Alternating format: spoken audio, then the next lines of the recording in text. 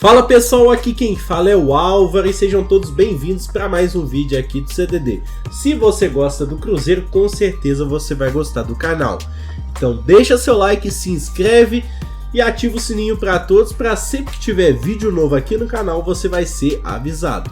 Fala turma, esse vídeo é patrocinado pela 1xBet, a casa de apostas mais famosa do mundo. Clica no link que eu vou deixar para vocês no comentário fixado. E utilize meu cupom DEPRESSão, que com ele você se registra. E mais do que isso, lá no seu primeiro depósito, o valor que você vai colocar será automaticamente dobrado. Aproveita que o Cruzeiro já está na copinha e faça sua aposta. Não perca seu tempo e vem fazer uma grana extra aqui na 1xBet. Eu tenho muita coisa para falar, não sei se eu vou conseguir me organizar aqui. Basicamente, eu quero falar de copinha e de atacante, de camisa 9. E eu vou comparar um pouco o Cruzeiro com outros clubes, vocês me perdoem, eu sei que isso aqui é Cruzeiro visto de fora, que não é outros clubes visto de fora, mas eu vou comparar para contextualizar. Antes de tudo, parabéns ao Cruzeiro pelo aniversário. E eu vou falar uma coisa com vocês. Eu vi a arte que o Cruzeiro fez com os grandes jogadores e todos juntos, né, naquela comemoração dos 102 anos. E foi assim, falei, bom, deixa eu ver quem eu consigo reconhecer. E a boa parte dos grandes ídolos é da minha época, né? Eu sou de 86, então eu sou dos anos 90. Então foi legal demais ver a sensibilidade do pessoal do Cruzeiro e ver que eu fiz parte ocular, né? Assim, claro que eu não acrescentei nada, mas eu simplesmente fiz parte por ter acompanhado boa parte da formação da história do clube. Porque tem Tostão, tem Dirceu, acho que tem Jairzinho, tem Natal, eu acho que tem alguns jogadores do passado, mas tem Ricardinho, Nonato, Sorin, Fabrício, Marcelo Ramos, Fábio Júnior, Everton Ribeiro, Marcelo Moreno, enfim, tem muitos da minha época, né, de começar a acompanhar nos anos 90, anos 2000 e depois 2010, e ver como o Cruzeiro sempre foi muito forte, sempre teve muito jogador, e é muito legal ver o clube reconhecendo esses jogadores, como foi no aniversário de 102 anos. Então, parabéns a vocês, torcedores, também, porque nas muito boas, porque a grande parte da história do Cruzeiro, pelo menos de 90 para cá, foi muito boa, né? Assim, quem é da minha geração viveu momentos incríveis. O meu pai me falava que os anos 80 tinham sido muito difíceis, que o Cruzeiro não conseguia ganhar título, que até o estadual era difícil, que antes dos anos 70 e os anos 60 tinham sido bons. Então eu, como cresci, os primeiros campeonatos que eu acompanhei foram as Supercopas do Cruzeiro, então eu tive muita sorte. Os últimos anos foram ruins, a gente espera que eles tenham acabados, e para isso a gente está aqui. Quero começar falando da Copinha, porque é uma impressão que eu tenho, é geral, tá, para todos os clubes, que a Copinha é uma armadilha. A Copinha, ela junta duas coisas. Não tem futebol profissional e o mercado está aberto. E está todo mundo esperando contratações. E isso é uma combinação muito explosiva quando você junta jogos de base que tem muita audiência nesse momento, porque tem campeonato sub-20, tem campeonato brasileiro, tem Copa do Brasil sub-20, tem os campeonatos juvenis, mas nenhum deles tem a publicidade que a Copinha tem, porque eles acontecem no meio do ano. Então tá rolando o Campeonato Brasileiro, tá rolando a Copa do Brasil, tá rolando a Champions League, então tem muitas distrações pro torcedor. Na época da Copinha só tem a Copinha. Então tá todo mundo muito mais ligado na televisão, as rádios, os jornais, nas redes sociais, a gente vê muito mais os resultados e a gente normalmente se interessa muito mais pela Copinha, que é um torneio muito peculiar, né? Porque é um torneio que ainda tem jogadores em processos diferentes de formação, tem gente mais velha, tem gente de 18 anos ainda, e que chama muito a atenção porque você imagina que um jogador, em um mês específico, em campos que normalmente são muito ruins, os da Copinha, os da primeira fase especialmente, que são campos muito ruins, que naquele mês específico ele vai muito bem, e que o seu time, que o Cruzeiro esteja precisando de um atacante, porque daqui a pouco eu vou falar exatamente disso, que tem um atacante que se destaca ali na Copinha.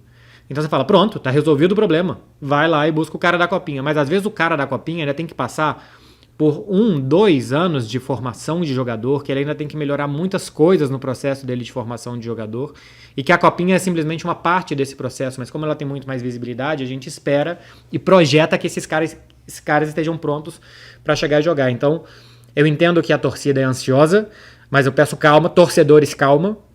Acho que a superintendência da base, o técnico da base tem que ter serenidade, não deixar o ruído midiático atrapalhar o crescimento desses jogadores. Tem histórias maravilhosas da Copinha, de jogador que tinha a sua última chance na base, que ia ser dispensado, que vai para a Copinha porque alguém machucou e que acaba dando muito certo. Eu acho que o Fred, né, no América foi um caso assim. Mas o normal é você fazer um processo de início, meio e fim de formação e que os jogadores passem por todos esses passos. Tô vendo que o Cruzeiro foi bem nas 2 primeiras rodadas, tem o Joseph, o Xavier, né, que já jogou no profissional, o Guimeira também, que como todo camisa 10 que se espera muito, mas eu peço principalmente que todo mundo tenha calma, porque esses meninos têm que passar ainda por muitos processos. Olha, ano passado o Endrick, no Palmeiras, que tinha 15 anos, foi muito bem, e queriam ele no Mundial de Clubes, um mês depois, com 15 anos, então tem que respeitar os processos. No final do ano, com 16, já quase mais um ano de base, treinando no Sub-20, participando de jogos do Sub-20, depois começando a treinar com o profissional, o Endrick começou a entrar na dinâmica de futebol profissional e ainda muito precoce. Então, se o Cruzeiro simplesmente na base conseguir reservar e guardar os seus bons valores, né? Porque andou perdendo jogador do Palmeiras, andou perdendo jogador para o Atlético Paranaense, se conseguir segurar, isso foi uma herança maldita da diretoria anterior, se conseguir segurar os bons jogadores que está formando, já está ótimo, e que aos poucos eles vão entrando no time e está tudo certo. Para falar de atacante, eu queria comparar, porque foi uma ou 2 semanas que a gente viu o Pedro Raul chegando no Vasco e o Luizito Soares chegando no Grêmio. Então, 2 times que estão saindo da Série B como o Cruzeiro, que esportivamente foram pior no ano do que o Cruzeiro, conseguiram fazer 2 grandíssimas contratações. Cá entre nós, cruzeirenses, os caras fizeram 2 grandíssimas contratações. Eles estão em momentos de clube diferentes do Cruzeiro. O Cruzeiro não tem um músculo financeiro hoje que esses têm. Todo mundo já sabe que o Cruzeiro não tem, que está chegando agora, 3 anos na Série B. Já estamos entendidos, né, sobre isso, que tem que ter calma, que tem que saber quantos passos se pode dar, que não pode dar passo maior que a perna. Então, estamos entendidos. Mas que os caras saíram da Série B e fizeram 2 grandes contratações, eles fizeram. E é claro que isso gera ansiedade no torcedor. Aí a questão não dá para competir, porque o buraco que o Cruzeiro caiu é muito maior do que o Vasco e o Grêmio caíram, não dá para competir e buscar o vice-artilheiro da Série A, como o Vasco fez. Não dá, o Cruzeiro não tá aí. Não vou nem falar de Luizito Soares, trazer um atacante do nível dele e do salário dele. A questão é que antes do Pedro Raul ir pro Vasco, o Pedro Raul tinha passagens pouquíssimo conhecidas pelo Botafogo, pelo Atlético Goianiense, pelo Cruzeiro do Rio Grande do Sul, pelo Aimoré. Tinha ido jogar em Portugal, no México, no Caxiwa Rei Sol.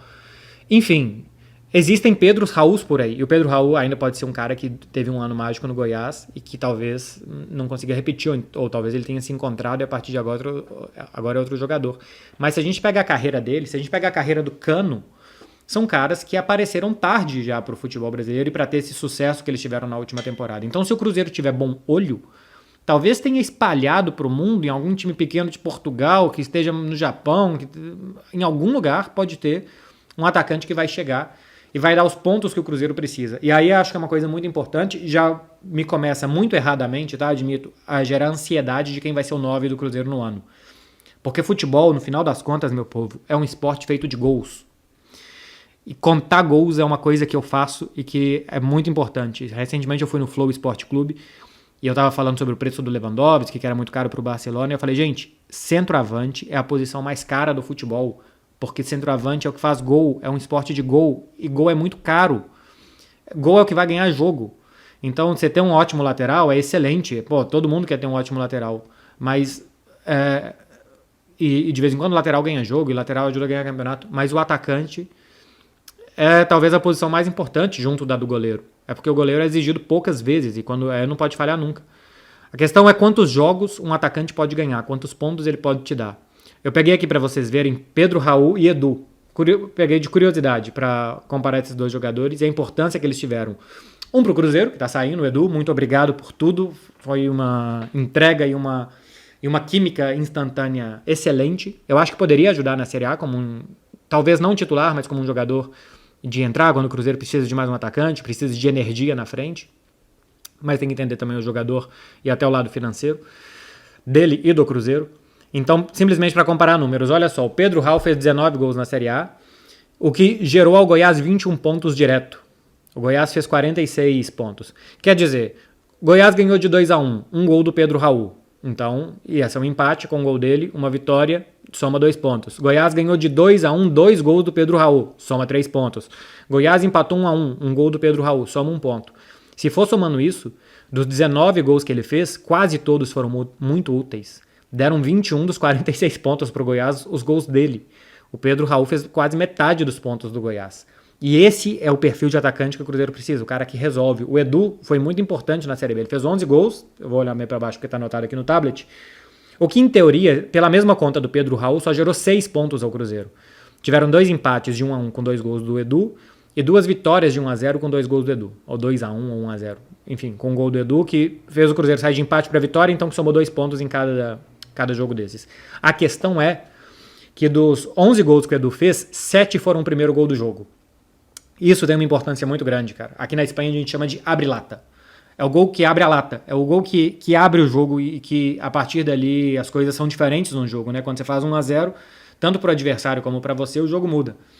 E desses 7 primeiros gols que o Edu fez, em 3 deles foram vitórias do Cruzeiro, por mais um gol de diferença. Então o Cruzeiro ganhou da Ponte Preta 2-0. O primeiro gol foi do Edu, aquele jogo no Mineirão lotado e tal. Acho que vocês lembram. Ganhou do Náutico 2-0, primeiro gol do Edu. Acho que o Náutico foi 4-0 até o jogo de volta, enfim. Mas para vocês entenderem, ele foi o cara que abriu os caminhos do Cruzeiro para ganhar alguns jogos por 2 gols de diferença. Então se a gente somar 3 vitórias, porque ele fez o primeiro gol, que ajudaram a dar 3 vezes 2 pontos, mais 6 pontos ao Cruzeiro, mais os 7 pontos mais os 6 pontos anteriores que ele tinha dado, o Edu deu uns 12 pontos pro Cruzeiro na Série B, simplesmente com os gols, né? Fora com toda a ajuda, todo o resto e tal. E até perdeu um pouco de espaço já na reta final do campeonato. Um atacante que dá 12 pontos é bom, não sei se é o suficiente, acho que o Cruzeiro precisa de um cara que dê mais ou menos, que tenha um impacto mais ou menos que o Pedro Raul deu, e dá para buscar um cara igual o Pedro Raul. Se o Goiás conseguiu, dá para o Cruzeiro fazer uma contratação low profile, uma contratação que só quem tem olho, quem estuda o mercado, os scouters do Cruzeiro, a equipe do Paulo André, que vão olhar e que vão conseguir um atacante. Pô, mas quem? Não sei, cara. Se alguém me fala no passado, o Cruzeiro tá contratando Pedro Raul, ia ser mais um jogador que eu não conheço. Dos que o Cruzeiro está contratando até agora, alguns eu conheço e gosto, e outros eu não conheço. E não que os que eu não conheço que sejam ruins, acho que o problema é meu de não conhecer eles. Eu que estou errado de não conhecer, de não ter visto esses jogadores antes. Mas é esperar, é ver o que eles podem oferecer. A expectativa sobre eles tem que ser de o que eles podem oferecer, o que eles podem acrescentar, se vão ser titulares, se vão ser jogadores de grupo. Mas a questão do 9, para mim, eu tô vendo com especial atenção. O 9 do Cruzeiro vai dar muitos pontos muito importantes. Aquele pé que chega numa bola, que você ganha de 1-0 e que te tira de uma dinâmica negativa, ou que te coloca numa dinâmica muito positiva depois, porque depois vem 2 jogos difíceis fora de casa e você tem que ir lá raspar ponto. Então, o 9 é muito importante, o 1 é muito importante. A quantidade de pontos que o Rafael Cabral deu pro Cruzeiro em 2022 foi uma barbaridade. Então teve uma importância muito grande nessas vitórias de 2-0, que fala, bom, o Cruzeiro ganha de 2-0, controlou o cara. Às vezes quando tava 0-0, o Rafael fazia 1, 2, 3 defesas para depois o time se abrir na frente.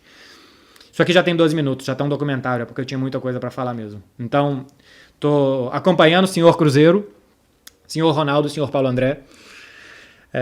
Tô acompanhando com especial atenção quem é que vai ser o 9 do Cruzeiro na temporada. De 9 o Ronaldo entende. Claro que o Paulo André é quem toma as decisões, o Ronaldo já falou isso, que não só o Paulo André, né? O departamento do Cruzeiro, porque o Paulo André tem essa figura pelo grupo de ser o chefe do departamento, mas eu sei que tem os responsáveis por isso.